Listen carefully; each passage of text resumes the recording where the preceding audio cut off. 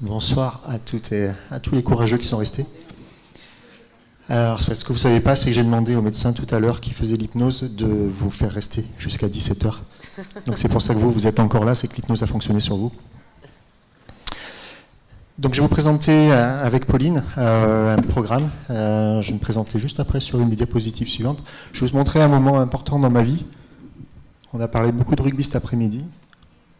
Qui continue de résister, Toulon qui subit, mais Toulon qui arrive encore une fois peut-être à gratter un ballon. En deux mots, c'est ma vie a basculé à ce moment-là en fait. Alors je suis pas rugbyman. Avec le coup de pied, pourquoi pas dans le dernier chance avec de la vie, non, récupéré par Abana. Donc ça s'arrête là. Alors en gros, je suis supporter de l'équipe en blanc qui en est à sa 12e ou 13e finale et qui a de nouveau perdu à ce moment-là. J'ai basculé en fait de mon regard de supporter à mon regard d'orthoptiste, parce que je suis orthoptiste de formation. Et ce que j'ai cru cerner dans cet instant-là, c'est que je me suis dit, mais pourquoi il a fait ça, le joueur? Pourquoi est-ce qu'il a pris cette décision? Pourquoi est-ce qu'il a fait ce geste? Et j'ai tout simplement imaginé à un moment donné que ça pouvait être la prise d'information visuelle ou son attention qui a fait qu'il a fait ce geste-là. Alors c'est une hypothèse parmi d'autres, mais en tout cas, ça a été la mienne à ce moment-là. Donc à ce moment-là, je suis encore orthoptiste. Je travaille dans un cabinet d'orthopsie à Rodez, dans l'Aveyron. Je pense que ça vous parle à tous, l'orthopsie, donc c'est des problématiques de convergence, d'attention sur le tard, parce que je me suis spécialisé en fait à un moment donné dans l'accueil d'enfants qui sont dyslexiques et qui présentent des troubles de l'attention, ainsi que des enfants malvoyants. Et en fait, c'est par rapport à ce regard de spécialiste de ce type de trouble que je me suis dit, mais il y a quelque chose, certainement, il y a des liens. Oui. Plus loin? Ah, ok. Là? Allez, je ne bouge plus. Je me suis dit, il y a certainement quelque chose, il y a des liens entre mon activité et les dysfonctionnements et éventuellement le haut niveau. Donc j'ai fait une recherche à ce moment-là, comme on fait souvent quand on fait des études, et j'ai fait un constat. Enfin, il existe un constat, en tout cas. Non, ça y est, ça marche plus. Si? Si? C'est bon? Ah pardon, excusez-moi, j'ai pas le retour. Ok. Donc en fait, il y a un constat actuellement dans le sport de haut niveau, c'est qu'en gros, les performances physiques, elles ont quasiment atteint leur maximum. Alors j'aime bien prendre cet exemple, c'est que Jesse Owens, en 1936, avec le temps qu'il a fait quand il a gagné les Jeux Olympiques, il aurait pu faire demi-finaliste au dernier JO à Tokyo. Et qu'actuellement, la réflexion, en fait, c'est que l'entraînement cognitif semble être la piste la plus plausible dans l'amélioration des performances des sportifs de haut niveau. Alors cognitif, c'est un mot un petit peu fourre-tout, parce que, en tout cas dans le sport, il est utilisé un petit peu pour tout. En gros, dans le mot cognitif, il y a l'aspect mental, par exemple, et tout ce qui est apprentissage, mais il y a aussi la partie visuelle. Et je me suis dit, bah, ça se trouve, il y a des choses intéressantes à travailler là-dedans. Donc j'ai fouillé, et ce qui a été assez vite repéré, c'est que si on va chercher chez les experts, on va retrouver des choses. Et le centre de formation de Barcelone, qui s'appelle la Masia, en fait, ont depuis des années des tests visuels qu'ils utilisent.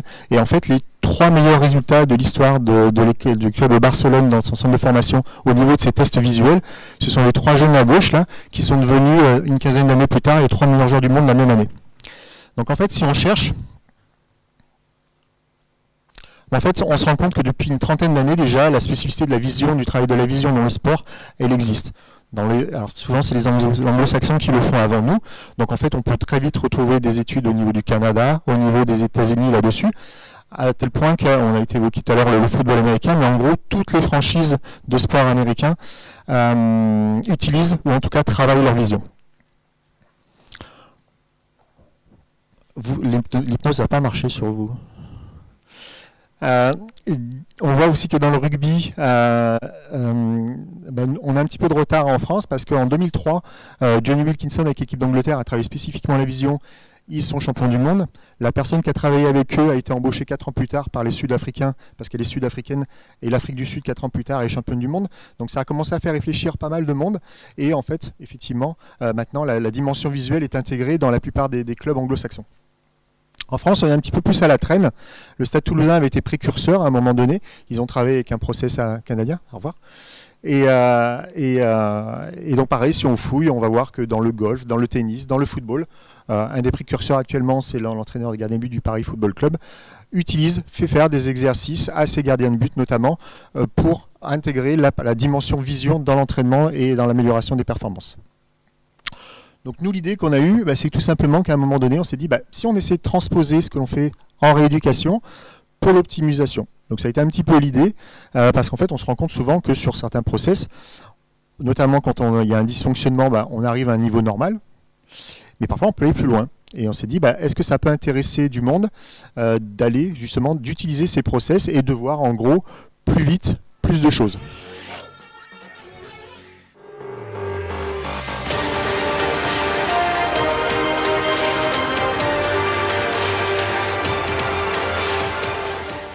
L'objectif c'est d'aller au bout.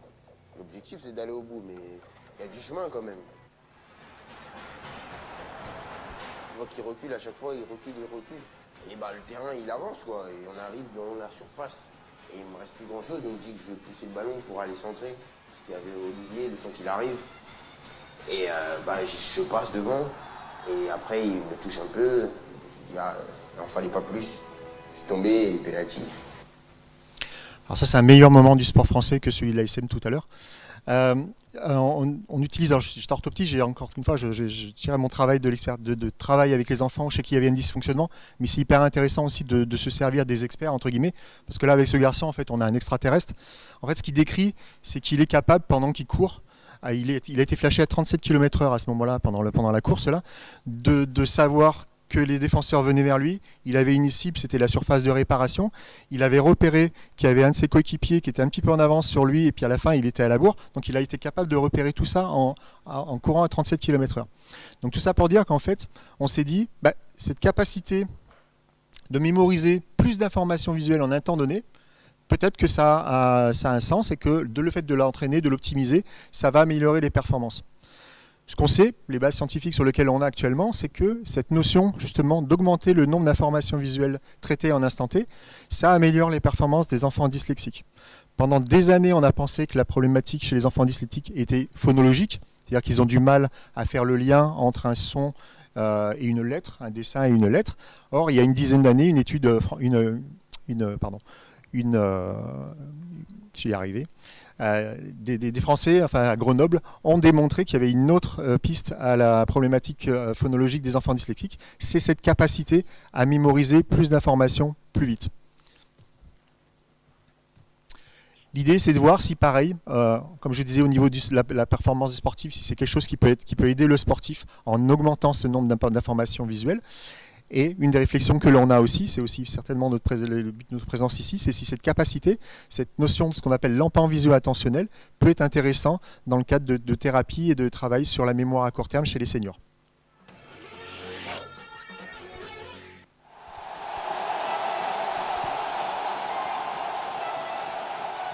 Je reçois à 18 mètres, j'ai deux options, je peux contrôler, frapper pied gauche. Et là, sincèrement, je vois un truc, je sens un truc arriver dans mon dos comme ça. Et je suis extérieur au pied droit. Du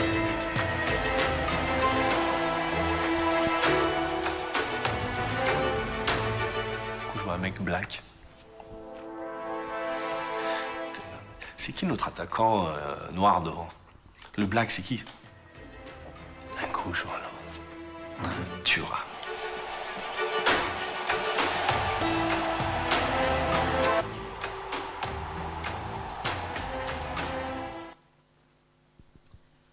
Alors il l'a fait un petit peu à la bébelle, Djorkaeff, mais en fait il décrit tout ce qui se passe effectivement quand on utilise sa vision périphérique. C'est-à-dire que si on fait un pause-arrêt sur l'image, en fait, on voit que Yuri Djorkaeff est en train de regarder le ballon et il prend l'information, il le décrit très bien avec une information qui lui arrive sur le côté, mais il ne bouge ni la tête ni les yeux pour aller prendre cette information.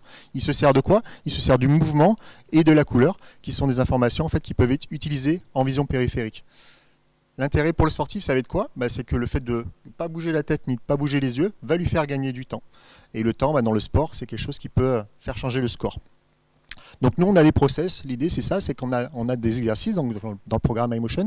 On va faire prendre conscience de cette vision périphérique et de l'améliorer. C'est-à-dire qu'on a des exercices qui vont faire rendre compte qu'on est capable de voir de mieux en mieux avec la vision périphérique, en vision périphérique. Donc il y a quelques supports scientifiques qui existent. J'ai repéré donc une étude qui a été faite en 2011 qui démontre qu'on est tout à fait capable de discriminer l'émotion de quelqu'un sur un visage à plus de 30 degrés d'excentricité. Donc très clairement, on sous-utilise, on sous-estime la vision périphérique.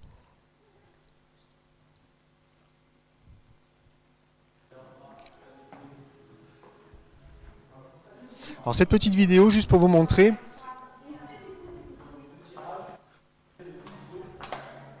j'aurais dû faire une pause, arrête. Sur la première vidéo, en fait, j'ai demandé à... Je ne sais pas si je peux revenir. Oui, hop. Ouais, je vais y arriver. Hop. Non, c'est là. Voilà. Samuel, il est dyspraxique, c'est-à-dire que c'est quasiment impossible pour lui de faire deux choses différentes en même temps. Et pourtant, il est sportif de haut niveau. C'est-à-dire qu'à ce moment-là, il est en équipe de France Espoir de handball. Mais je connais très bien Samuel, c'est le fils d'amis. Il a eu des difficultés scolaires et en revanche, il a une capacité hors norme au niveau physique. Donc il a été repéré par le club de handball de Rodez, ensuite par le pôle espoir. Mais quand on discute avec lui, on était dans une salle de sport, là, il m'expliquait que, par exemple, une échelle de rythme, l'exercice qu'il vient de faire, c'était très compliqué pour lui. Donc l'échelle de rythme, alors, il est métis, hein, il s'est super bien dansé. Mais son problème à lui, en fait, c'est qu'on lui demandait de faire un rythme dans un repère visuel. C'est-à-dire deux choses différentes en même temps pour lui. Donc, ça a donné le mouvement très saccadé de la première vidéo. Donc, ce qu'on a fait, c'est qu'en fait, on a retravaillé un petit peu sur iMotion, on a retravaillé sur la vision périphérique, ce qui fait qu'il n'avait plus à baisser le nez sur l'échelle de rythme. Il prenait l'information sans aller la fixer, détourner son attention de cette vision pour ne se limiter qu'à la problématique du rythme, et ça a donné ça sur la deuxième vidéo.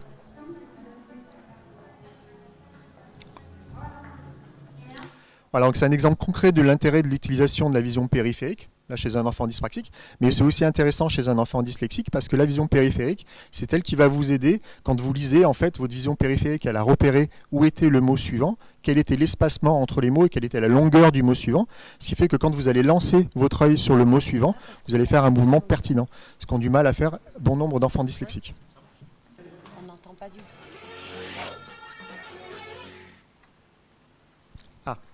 Petite pause. Je vais vous montrer cet exercice. On va le faire après à la main levée. C'est très court, hein. Mais on peut le faire éventuellement en deux étapes. Sur la première étape, vous allez voir deux équipes de basket, une de blanc et une de noir. Ce que je vais vous demander, on lèvera la main, c'est combien de passes se font les blancs, pas les noirs. D'accord ? Je vais vraiment demander d'être attentif sur les passes de blanc. S'il faut, je vous demanderai dans un deuxième temps, sur un deuxième passage, une deuxième tâche plus compliquée. Sur la première tâche, c'est simple. Combien se font de blancs, combien se font de passes, pardon, les blancs?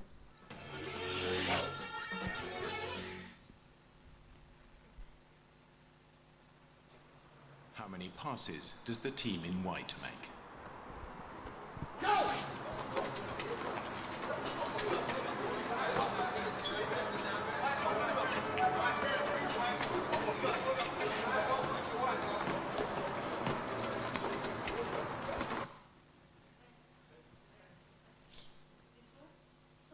Combien vous avez dit?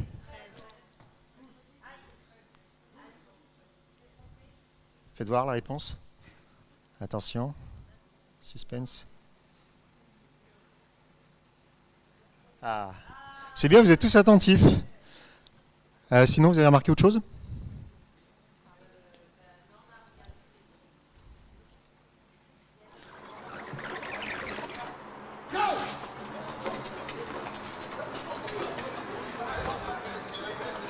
Est-ce que vous avez vu le gorille la première fois passer?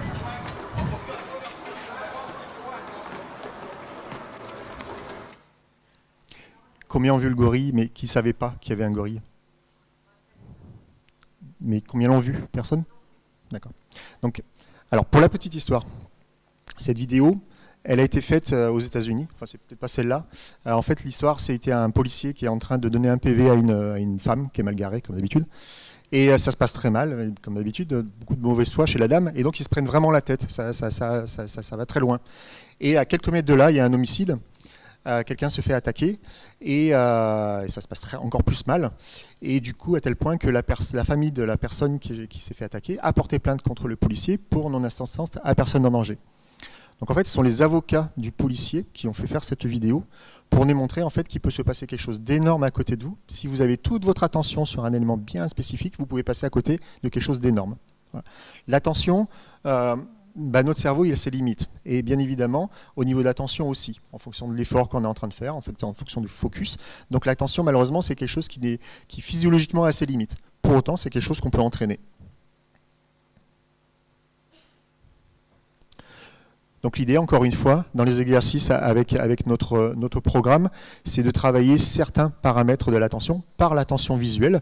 Alors, on ne va pas rentrer dans les définitions, mais voilà, il y a l'attention soutenue, l'état d'alerte, la vigilance, l'attention sélective, cette capacité en fait de repérer des détails dans une situation, l'attention partagée, c'est-à-dire quand vous tombez sur une scène avec une ou deux informations, vous êtes capable d'y donner un sens. L'attention visuelle spatiale, c'est-à-dire que là, dans la notion de spatialité, je ne sais pas si ça se dit ça, il y a une notion où vous allez positionner votre attention aux endroits que vous voulez. Donc il y a ça a été évoqué dans la journée, cette capacité en fait, notamment avec l'hypnose, en fait, à prendre conscience de son corps, mais là c'est pareil, en fait, on va prendre conscience avec l'exercice de son attention, qu'on est capable de la maîtriser, qu'on est capable de la maîtriser sur l'ensemble du champ de vision ou sur un détail bien spécifique.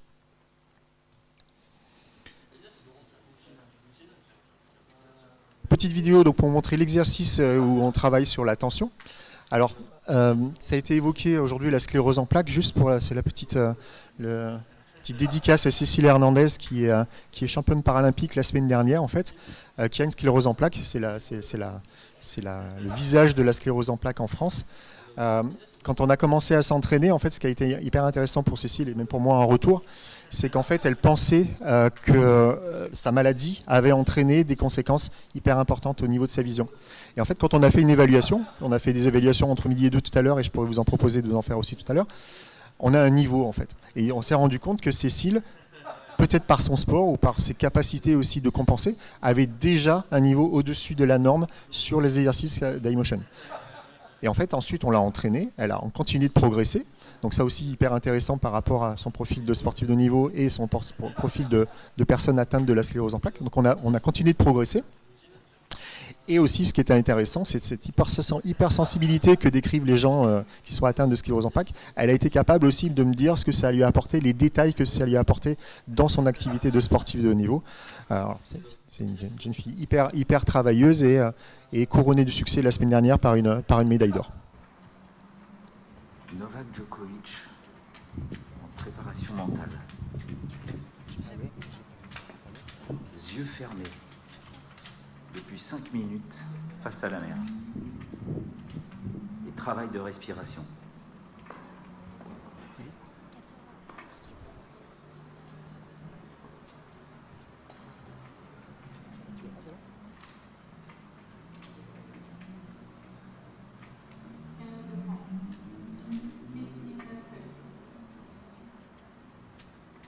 Caché derrière un petit muret. Étonnant. Oui.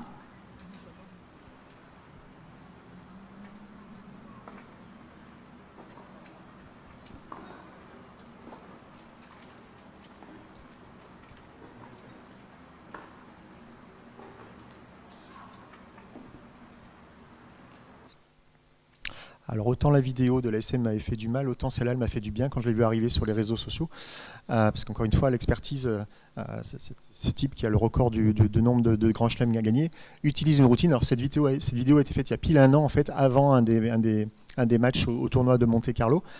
Et en fait, ce qu'a repéré c'est pas un paradis, hein, c'est un entraîneur, hein, c'est qu'en fait Novak Djokovic fait une routine, intègre dans sa routine d'échauffement avant d'aller sur le terrain une routine cognitive, c'est-à-dire qu'il a, vous avez plusieurs exercices en fait où il va travailler sur le mouvement de ses yeux. En fait, c'est pas tant le mouvement de ses yeux qui va travailler, c'est surtout l'attention qu'il va amener sur le mouvement de ses yeux, la maîtrise de ces mouvements-là, la maîtrise de éventuellement ce qu'on appelle la défocalisation, c'est-à-dire qu'il arrive à relâcher son attention.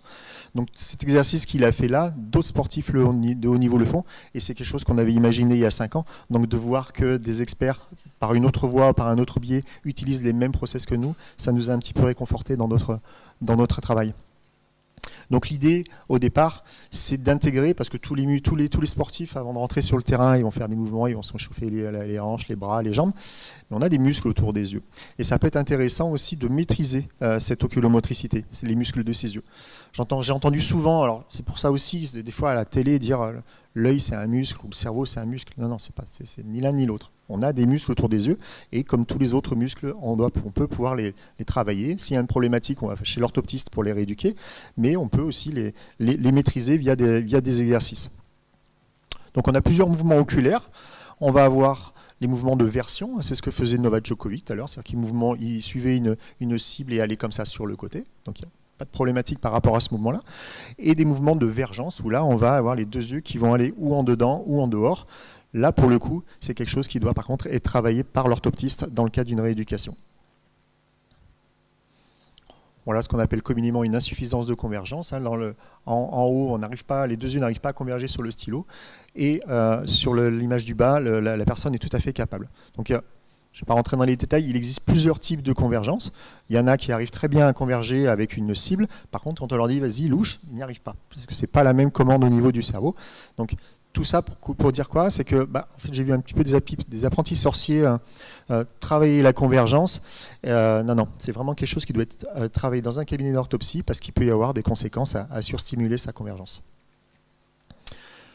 Dernière partie du PowerPoint, c'est pour, pareil, toujours dans cette idée de travailler sur l'oculomotricité, juste pour vous informer qu'il existe quelques mouvements des yeux.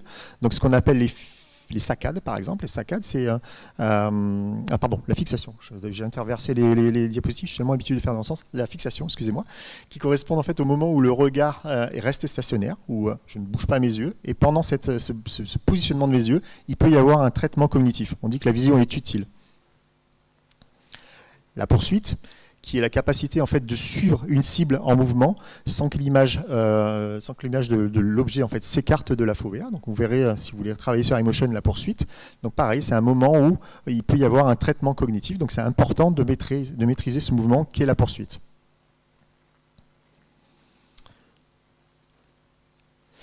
Et donc les saccades. Les saccades, en fait, elles assurent un changement volontaire ou involontaire, ça peut être le cas, de positionnement. C'est quand je vais d'un point A à un point B. Là, je fais une saccade. C'est très très rapide, mais il y a un phénomène aussi qui se passe, et c'est le plus important, c'est que pendant cette saccade, le cerveau ne peut pas traiter l'information de manière cognitive entre le point A et le point B. Donc je mets ces petites diapositives parce qu'en fait, ça pourrait être intéressant, à un terme, un jour, de réfléchir sur nos mouvements oculaires. C'est-à-dire que on fait beaucoup de mouvements des yeux. Chaque mouvement, ça a une charge cognitive. Ça peut être coûteux au niveau énergétique, au niveau fatigabilité. Et donc l'idée, et c'est d'ailleurs ce qu'on travaille encore une fois chez les enfants dyslexiques, parce que chez eux c'est très compliqué, mais on pourrait le faire éventuellement chez tout à chacun, d'apprendre aussi à maîtriser ses yeux, à faire des mouvements utiles et à positionner notre regard sur là où il faudrait quand il le faut.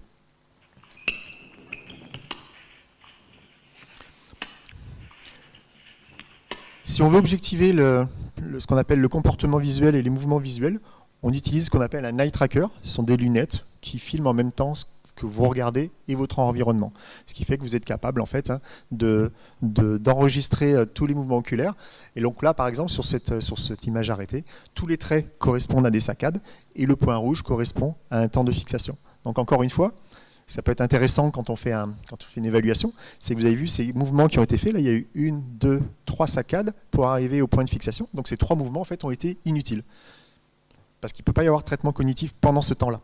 Donc l'idée aussi c'est de faire prendre conscience, notamment chez les sportifs de haut niveau, qu'il y a des mouvements qui peuvent être économisés au niveau énergétique et au niveau intérêt cognitif. Pareil, ça c'est une expérience qu'on a fait sur le circuit du Mans avec c'est un jeune pilote sur son comportement visuel sur un simulateur de conduite, pardon.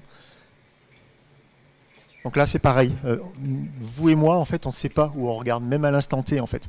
Là cet outil permet que ce soit aux sportifs ou même à l'entraîneur de repérer le comportement, est-ce que c'est ce qui est attendu, est-ce que je dois poser mes yeux là, est-ce que autant de temps que là, donc c'est quelque chose qui donne des informations qui jusqu'à maintenant n'étaient pas utilisées.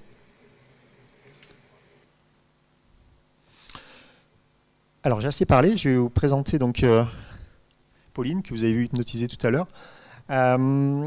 Au départ, le programme iMotion, on l'a proposé dans des centres de formation de clubs professionnels, à des fédérations. Donc jusqu'à maintenant, en fait, il était limité à l'utilisation dans des clubs. Et Pauline, en fait, a été une des premières à me demander d'utiliser ce process hors club et hors fédération. Donc elle va vous raconter un petit peu son expérience, pourquoi est-ce qu'elle a eu cette idée-là et avec qui elle l'utilise. Donc elle l'utilise avec et des sportifs de haut niveau de l'Aveyron et même d'autres personnes. Donc voilà, Pauline va se présenter.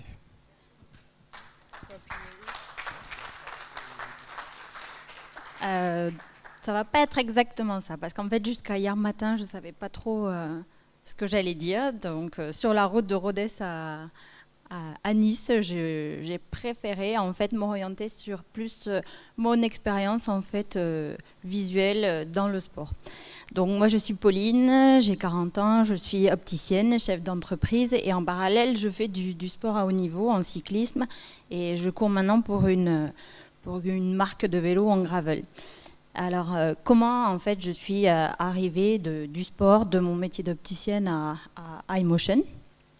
Clairement, c'est 3 événements marquants de ma carrière de sportif et une rencontre qui font que je suis là aujourd'hui. Donc, pour revenir sur ces 3 événements de ma vie sportive, en fait, c'est des événements qui ont un peu suscité ma curiosité en fait sur la tête, le cerveau et le sport et la performance sportive.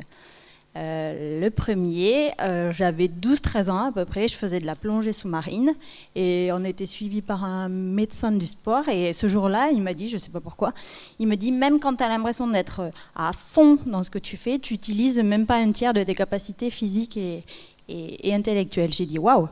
Donc le soir, il m'a fallu essayer de comprendre un peu mieux ce qu'il avait voulu me dire ce jour-là.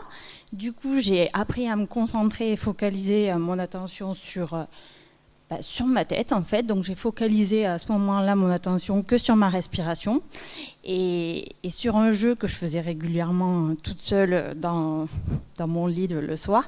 En fait, sur la musique d'ouverture du Grand Bleu, je jouais à commencer l'apnée et m'arrêter, et je m'arrêtais toujours au même moment en fait de la musique. Et en ayant eu cet état de concentration clair et net et focalisé sur mon attention, et le résultat il a été flagrant. J'ai été beaucoup plus loin dans cette musique. Donc après cette petite découverte d'enfant de 12 ans, je me suis dit il faut absolument que j'expérimente sur un autre sport. Alors j'ai dit à mes parents je veux faire du vélo. Pourquoi le vélo ? Je pense que parce que ça me paraissait un sport qui était compliqué, où je voyais pas beaucoup de femmes. En plus, il y avait l'aspect visuel, pilotage et tout. Je me disais, ça va être complexe. Je vais vraiment pouvoir expérimenter en fait ma petite découverte. Donc, du coup, le deuxième événement marquant, après avoir fait mes armes en vélo, c'est un jour sur une course en fait. J'étais en tête de la course. J'étais au 100e kilomètre sur les 150 de la course et j'allais arrêter. Parce que j'avais des crampes partout, mal au dos, c'était plus possible, je pouvais qu'arrêter, je pleurais, enfin, c'était pas possible. Et à ce moment-là, la seconde, qui était en train de passer première, me passe, et là, par magie, plus rien, plus du tout de crampes, plus du tout mal au dos, plus rien du tout. Et je finis les 50 derniers kilomètres de la course sans aucune douleur, alors que les douleurs, elles étaient claires et nettes.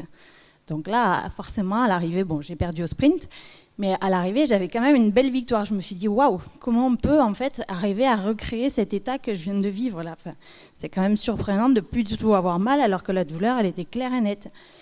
Du coup, j'ai essayé de recréer toute seule en fait, essayer de comprendre déjà comment c'était possible d'en arriver là. Donc ça paraît clair et net. En fait, j'avais focalisé mon attention uniquement sur la fille qui était en train de me doubler. Du coup, je n'avais oublié totalement la douleur. Je pense qu'on revient un petit peu indirectement sur les conférences d'avant et l'hypnose. Du coup, moi, j'ai essayé de me créer mon petit point d'ancrage, en fait, essayer de recréer cette sensation et cette expérience que je venais de vivre pour à chaque fois, en fait, avant la course, un point d'ancrage, d'ailleurs, il peut être visuel, comme me faisait Djokovic. On est vraiment sur ça, une concentration extrême, en fait, qui fait qu'on est dans un état où on est comme surpuissant, en fait, on se sent capable de tout. Et forcément, à partir de là, en fait, j'ai enchaîné les victoires jusqu'à un titre mondial en cyclocross dans ma catégorie. Et vu que je ne voulais pas m'arrêter là, je me suis dit, cette même année, je veux le même titre mondial en VTT et en vélo de route. Donc j'ai commencé ma préparation. Et elle a été vite interrompue en fait par le 3e événement marquant. En une semaine, en fait, tout s'est passé. Donc cette semaine-là, j'allais reconnaître en Andorre le parcours des championnats du monde de VTT. Et je terminais le dimanche, en fait, pour la course sélective pour les championnats du monde de route. Donc tout ça la même semaine, j'étais qualifiée. Et le lendemain, hasard ou pas hasard, lors de ma sortie récupération en vélo, je suis heurtée en descente de plein fouet par un véhicule qui me coupe la route. Donc là, on en revient à un autre passage avant, donc gros traumatisme crânien avec perte de connaissance sur plusieurs heures. J'avais eu 50 points au visage, de multiples fractures au visage. Quand je tournais la tête à gauche, je voyais double, les vertèbres tassées, enfin plein de choses. Et du coup, le verdict des médecins, il était clair et net. Interdiction de remonter sur un vélo pendant 3 mois et interdiction aussi de monter son rythme cardiaque. Donc il m'avait dit même de ne pas courir, rien du tout. Forcément, pour un sportif qui a les championnats du monde 3 semaines après, c'est impossible à entendre. Donc j'ai fait tous les IRM nécessaires pendant la semaine, comme ils m'ont demandé. Puis dès que je suis sortie de l'hôpital, c'est critiquable, hein, je sais. Mais bon, je sentais que je pouvais le faire, ou pas. Mais c'est fait. Entre 2 siestes, parce que j'avais du mal à me lever, je suis remontée sur mon entraîneur juste pour faire un check-up en fait de ma tête et mon corps. Donc forcément, c'était pas concluant du tout. J'avais une énorme perte d'équilibre. Donc là, je me suis dit le mondial VTT, il faut vraiment renoncer dessus. Et je me suis dit c'est pas grave, concentre-toi et focalise ton attention que sur ta guérison, on ne sait jamais. Donc le lendemain, je suis remontée 10 minutes de plus sur le vélo, puis 10 minutes de plus en restant toujours concentrée en fait sur juste guérir plus vite. Et fin de semaine, je remontais sur le VTT. Et 3 semaines après, j'étais au mondial de VTT. J'ai pas gagné, je fais 5e. Et dans la foulée, j'ai enchaîné avec le mondial de route, où là, j'arrive pour la gagne au sprint, mais j'ai pas gagné non plus. Mais bon, au final, j'ai pas eu les victoires que je voulais, mais j'ai eu une autre victoire. Savoir que, en fait, quand on focalise son attention sur un objectif, en clair, on peut aller chercher beaucoup plus loin en soi. Et tout ça pour dire qu'en fait, comment le dire, un entraînement sportif ne suffit pas. Derrière, il faut un entraînement cérébral pour comprendre mieux son corps, le mécanisme, apprendre à avoir un point d'ancrage pour focaliser son attention sur une tâche précise. Et voilà. Et ma rencontre par-dessus avec Nicolas Marché, qui était orthoptiste sur Rodez, donc on s'était déjà croisés. Et ce jour-là, il venait présenter en fait son programme à Via Santé, au groupe Via Santé. Et sachant que j'étais professionnelle de la vision et sportive, il est venu me faire tester et voir ce que je pensais en fait de ce programme visuel iMotion. Et du coup, dès le premier exercice, moi j'ai été séduite. Donc contrairement à sa sportive de haut niveau, moi j'étais premier palier, j'étais déjà arrêtée. Donc j'avais pas du tout des compétences visuelles développées pour un sportif. Donc alors pourquoi ce premier exercice déjà m'a plu? C'est un exercice en fait qui fait aller chercher la vision périphérique. Donc pour ça en fait ça nous apprend, nous sportifs et pas que sportifs, pour tout le monde en fait, à avoir une rotation de la tête à l'effort et même une rotation des yeux. Et ça, par exemple, si on prend l'exemple d'un footballeur qui est en pleine vitesse, en fait, le fait de ne pas avoir à tourner la tête pour voir son copain qui arrive, mais juste en fait de l'avoir déjà dans son champ visuel, ça permet d'avoir derrière un geste plus sûr et éviter une chute ou voilà. Et après, le double intérêt déjà du premier exercice, c'est que c'est des éléments qu'en fait, vous pourrez tester après, qui passent très très vite et au début on se dit waouh, jamais j'y arriverai. Et pareil là, on est obligé d'aller rechercher exactement la même chose que ce que moi je crée en sport en fait, focaliser son attention sur la tâche et après on se rend compte que dès qu'on est sur notre point d'ancrage, hop, les chiffres ils apparaissent comme par magie en fait, on utilise sa vision périphérique sans s'en rendre compte et sans que ce soit compliqué. Du coup, je me suis moi beaucoup entraînée dessus, avec des bons résultats. J'ai voulu directement entraîner d'autres sportifs. Et en 3-4 séances, déjà, les résultats ils étaient clairs et nets. Ils utilisaient la totalité de leur vision périphérique. Les informations, en fait, la vitesse des informations et de la prise d'informations était beaucoup plus rapide. Moi, je trouvais que ça se voyait aussi énormément dans leur comportement, parce que la première fois qu'on fait l'exercice, on est excessivement stressé, même d'ailleurs plus les sportifs qui sont beaucoup dans la maîtrise. Au début, ils ont beaucoup de mal à relâcher, donc en fait, on leur apprend à relâcher et à avoir confiance en leur vision. Donc c'est vrai que si on fait un récapitulatif un petit peu de tout, donc on ouvre le champ visuel, donc on a une aisance à 180 degrés et une prise d'information plus rapide pour un geste plus sûr. Derrière, en fait, ça amène quand même beaucoup de relaxation, ce qui est quand même vraiment important pour un sportif, parce que qui dit état de tension au stress dit forcément perte d'énergie. Par-dessus, on est obligé d'aller chercher plus loin en soi avec ce point d'ancrage qui permet la concentration, un entraînement forcément de sportif adapté. Du coup, pour moi, avec tous ces éléments-là, je pense qu'on n'est pas loin de la vraie performance, en fait. Voilà, merci de m'avoir écouté.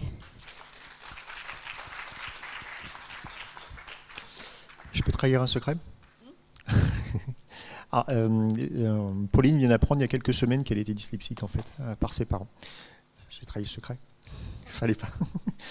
C'est hyper intéressant. Pourquoi? Parce qu'en fait, c'est pas dans la norme qu'on va trouver les choses hyper intéressantes. En fait, ça va être souvent dans des gens qui ont des dysfonctionnements et qui trouvent des stratégies pour compenser leurs dysfonctionnements que l'on va trouver des choses hyper intéressantes. Et pareil, chez les sportifs de haut niveau, de très haut niveau, c'est-à-dire ceux qui ont vraiment essayé d'apprendre à se comprendre, à se connaître, à connaître quasiment la totalité de leur corps, où eux aussi vont être capables de ressentir chaque détail en fait, qui va faire améliorer leur performance. Donc tout ça pour dire que ce travail en fait, qu'on a imaginé et qui a des bases au niveau notamment de la prise en charge des enfants qui ont des troubles des apprentissages, quand on est devant le process iMotion, on comprend assez vite qu'il y a des intérêts sur d'autres domaines. Donc il y a des études qui vont commencer dans le domaine du sport pour essayer de démontrer que notre process améliore par exemple le temps de réaction des sportifs de haut niveau. Mais je suis ici aussi pour tendre des perches, c'est-à-dire que ce travail scientifique qu'on me demande un petit peu pour démontrer que ce que je montre, c'est pas de l'ésotérisme en fait. Voilà. J'ai bien compris, vu la qualité des présentations de la journée, il y a une grande réflexion à Nice. Et voilà, si un jour quelqu'un veut s'approprier le bébé iMotion et le tester et le tordre, je suis partant. Voilà. Merci en tout cas.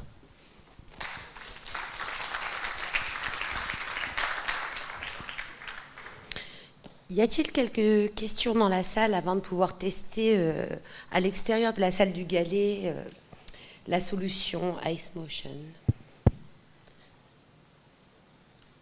C'était très clair. Ah. Derrière toi, Véronique. Derrière moi. Madame. Oui, bonjour. C'est juste pour savoir qu'est-ce que ça va apporter aux dyslexiques, justement.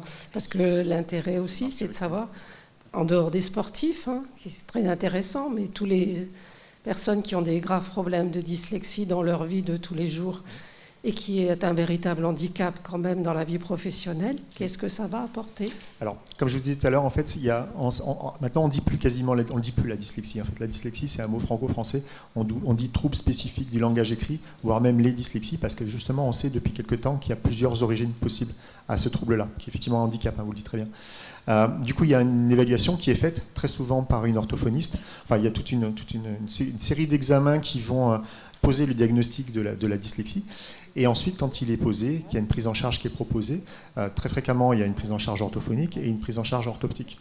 Donc l'activité, la rééducation qui est proposée par l'orthoptiste va aller dans ce sens, c'est-à-dire la problématique visuelle ou visio-attentionnelle de l'enfant dyslexique. Donc on va travailler cette capacité à mémoriser plus d'informations plus vite, par des process que vous pourrez tester tout à l'heure, si vous voulez. Et également le travail sur la vision périphérique, c'est-à-dire cette capacité à bouger grâce à la préprogrammation de la vision périphérique. On va enclencher le mouvement des yeux, parce que lire, c'est quoi? On l'a vu tout à l'heure, une fixation, saccade. Lire, c'est vous êtes sur un mot, vous êtes sur un temps de fixation, il y a un traitement cognitif, vous allez savoir quel mot c'est, et ensuite vous allez bouger vos yeux pour aller au mot suivant. Là, vous faites une saccade, en fait. Donc la lecture, c'est une succession de fixation et de saccade. Donc l'idée, c'est aussi de travailler cette maîtrise de la succession de saccade et de fixation chez ces enfants-là. Tu veux témoigner quelque chose? Je voulais dire que moi, par exemple, je ne l'utilise pas qu'avec les sportifs. Je travaille avec des enfants qui ont des troubles de l'attention. En fait, ça leur permet de focaliser leur attention sur l'exercice. Après, avec des tétraplégiques, qui du coup forcément ont une rotation de la tête qui est compliquée, donc le fait d'aller chercher leur vision périphérique et la prise d'informations plus rapide, c'est intéressant pour eux. Et voilà, d'autres où un jeune qui a une maladie neurodéficiente pour justement éviter de régresser, enfin, lui, il dit que ça lui évite de régresser, le fait de le faire toutes les semaines de manière régulière, et voilà. J'espère qu'on a répondu. Concrètement, en fait, le travail au niveau de l'orthopsie, en fait, fait gagner de la vitesse de lecture. Clairement, de la vitesse de lecture, c'est la seule prétention que l'on a. C'est-à-dire que l'enfant lit plus vite parce qu'il mémorise plus de lettres, plus de mots, est plus attentif et maîtrise mieux sa motricité. Tout ce qui est compréhension, après, arrive après, en fait, ça redevient un plaisir de lire. Mais c'est un process qui arrive après cette maîtrise de la lecture. Est-ce que tout ça peut se faire à n'importe quel âge? Tout à fait. Oui, bien sûr. Oui, je voulais vous demander, bonjour. Donc, ce que vous proposez, c'est quoi globalement? C'est une solution informatique, en fait. Je veux dire, c'est un programme informatique qui reprend des exercices qui sont connus par votre profession. Pas tous. Exactement, oui. Vous avez aussi de nouveaux programmes ou de nouvelles approches? C'est la méthode, c'est le rythme, c'est le programme en lui-même qui est J'ai raison, il manque une slide sur la présentation même du logiciel. En fait, ce sont plusieurs exercices qui sont intégrés dans le programme. Il faudrait que je revienne sur la vidéo de Cécile. Donc, il y a 3 environnements qui sont proposés. Un environnement triple écran, comme sur lequel travaille tout à l'heure Cécile. On peut projeter le logiciel, le programme informatique sur un vidéoprojecteur à courte focale, ce qui est plus adapté quand on veut travailler dans un cabinet médical. Donc en fait, cet environnement 3 écrans qui est proposé dehors à la sortie vous fait travailler sur les 180 degrés de votre champ de vision. Donc du coup, certains exercices vont vous faire travailler la maîtrise de l'attention sur du détail, notamment via la motricité. D'autres exercices vont vous faire ouvrir votre attention sur l'ensemble du champ de vision. D'autres exercices vous permettent de séquencer votre attention sur un certain nombre d'informations. Voilà, donc en fait, il y a plusieurs exercices qui sont proposés effectivement dans le logiciel. Certains sont tirés de l'expérience du travail effectivement en rééducation. D'autres, je les ai imaginés en voyant voir faire des enfants travailler, trouver des compensations. Et c'est en voyant leurs compensations que je me suis dit, mais oui, il a raison, c'est comme ça qu'il faut faire en fait. Et son comportement, Pauline a évoqué le comportement de l'enfant a changé, il a performé, donc ça veut dire que sa stratégie à lui était la bonne. Alors je pensais que ce n'était pas la bonne au départ. Donc il y a aussi des exercices qui sont issus de cette expérience clinique que j'ai eue de 20 ans de cabinet et qui commence à être utilisée dans certains cabinets d'orthopsie depuis quelques mois maintenant. Oui, je voudrais poser une question, puisqu'en fait j'ai noté qu'on pouvait voir avec le cerveau et que le cerveau peut-être a des axones ou des éléments qui influencent l'œil, enfin, ou de la vision. Alors ma question est plus précise. Est-ce que vous pouvez arriver à faire travailler l'œil et le cerveau pour les dyscalculiques? Alors, pour la première partie de votre question... Oui, pour l'histoire des chiffres inversés. Oui.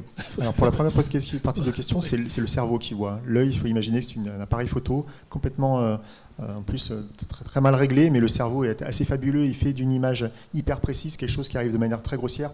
Ce sont des influx électriques qui arrivent au cerveau, et de ces influx électriques, le cerveau fait que je vois des couleurs, je vois des nuances, je vois des choses très très précises à partir d'influx électriques. Donc effectivement, c'est le cerveau qui voit. Et deuxième chose, actuellement, en tout cas, moi quand j'ai fait mes recherches, je n'ai rien trouvé sur les liens entre la dyscalculie et la vision. Oui, c'était ça parce que j'avais un élève dyscalculique et j'avais beaucoup de mal à l'aider. J'ai fait de la bibliographie, parce que quand j'étais en train de regarder les matchs de rugby, j'étais en train de préparer une thèse sur les liens entre la vision et la dyslexie. Et dans ma recherche, j'ai rien trouvé entre la dyscalculie et la vision. Il y a peut-être, mais j'ai pas trouvé. Attendez, madame, attendez.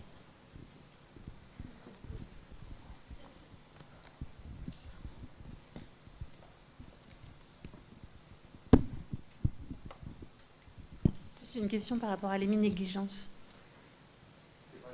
L'héminégligeance. L'utilité d'iMotion dans le cadre des mini-ligences, pardon. Alors, bonne question, très très bonne question, parce que je vous avouerai que aussi, ça a été l'intérêt de collaborer avec des gens comme Pauline, c'est-à-dire qu'au départ, il était vraiment que dans des clubs, etc. Puis après, j'ai voulu me confronter à mes pairs, et depuis quelques temps, les orthoptistes l'utilisent. Et un jour, j'ai un orthoptiste, qui est accessoirement un copain, qui m'envoie une vidéo en disant « Monsieur machin, il est négligent ». Je dis « Mais pourquoi tu fais travailler iMotion sur les mini-négligences ?» Il me dit, mais tu as un petit peu oublié ton anatomie, Nicolas. Il y a une partie des informations visuelles qui sont traitées de manière consciente, qui effectivement peuvent être atteintes par l'explication de l'immunégligence. Mais il y a aussi une partie des informations qui sont traitées d'une autre façon et qui, elles, pour coup, ne peuvent ne pas être atteintes par ce qui a expliqué l'immunégligence. Donc, en fait, il va travailler cette vision non consciente avec les mêmes process, en fait. Alors, ce sont des cas isolés, des cas cliniques, encore une fois, on est orthoptiste, donc on teste. Des fois, ça fait pchit, puis des fois, on a remis le doigt sur quelque chose d'intéressant. Le problématique de l'orthopsie, c'est qu'aussi, on est dans nos cabinets à fond et qu'on n'a pas l'opportunité de rencontrer des CHU, des centres scientifiques et de dire, ah, on a peut-être trouvé quelque chose qui pourrait être intéressant, est-ce que vous seriez d'accord pour le tester? Mais voilà, quelque chose que moi, je n'avais pas imaginé, qu'un orthoptiste l'ait accaparé et eu cette réflexion, et a priori, a des retours intéressants du patient, mais qui sont difficilement objectivables, en tout cas, pas mal. Voilà. Mais l'explication scientifique, elle est là, c'est qu'il y a des voies visuelles qui sont non conscientes et qui peuvent être stimulées. Que ce soit pour les mini-négligences, il y a les mini-négligences et les myopsies. Je ne sais pas si vous parliez des mini-négligences. Alors les deux, les myopsies, il y a une atteinte organique de la vision, c'est-à-dire qu'il peut y avoir un accident vasculaire, une tumeur qui fait que vous perdez la moitié de votre champ de vision. Ça peut être les deux moitiés en latérale, les deux moitiés, une latérale et une nasale. Et les mini-négligences, elles, il n'y a pas d'atteinte, en tout cas organique, mais la personne n'a pas conscience de la moitié de son champ de vision, en fait. Donc les deux ont le même résultat, c'est-à-dire que vous présentez quelque chose sur le côté et il ne le voit pas. Enfin, dans certains cas, il y a une explication organique, puis dans l'autre cas, c'est le cerveau qui n'intègre pas l'information. D'autres questions? Non? Bon, quand même, je voulais vous dire que Pauline Sabin-Tessèdre est championne du monde Master Cyclocross 2017 et qu'elle a trop d'humilité pour se citer elle-même.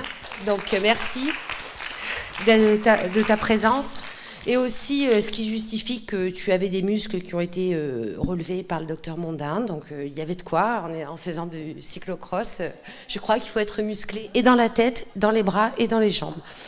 Nicolas, merci de ta présence. Je pense que cette solution est très intéressante parce que, compte tenu des interventions que nous avons eues, je crois qu'il y a vraiment des projets collaboratifs à monter pour pouvoir aider nos patients et améliorer leur quotidien dans la dyslexie, les seniors et nos sportifs de haut niveau pour traiter aussi ces commotions, éviter qu'ils aient ces commotions cérébrales puisqu'ils pourraient voir peut-être plus les choses en amont. C'est tout ce qu'on leur souhaite et puis merci de votre présence. On va...